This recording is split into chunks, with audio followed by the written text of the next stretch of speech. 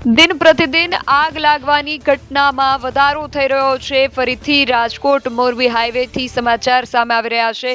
Rajkot Morbi highway પર બેડી ગામ પાસે એક દુર્ઘટના બની છે, જેમાં ગાદલા બનાવતી ફેક્ટરીમાં ભીષણ આગ ફાટી નીકળી છે। રાજકોટ મોરબી હાઈવે પર બેડી ગામ નજીક આવેલ વર્થવીલ ફોર્મ કંપનીમાં આગ લાગી છે।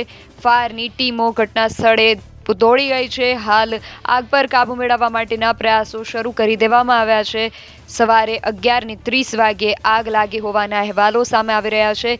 રાજકોટ મોરબી હાઈવે પર આગ લાગ્યાના સમાચાર સામે આવી રહ્યા છે। ગાડલા બનાવતી ફેક્ટરી જે છે વર્થ વ્હીલ ફોર્મ નામની કંપનીમાં આગ લાગ્યાના સમાચાર સામે આવ્યા છે।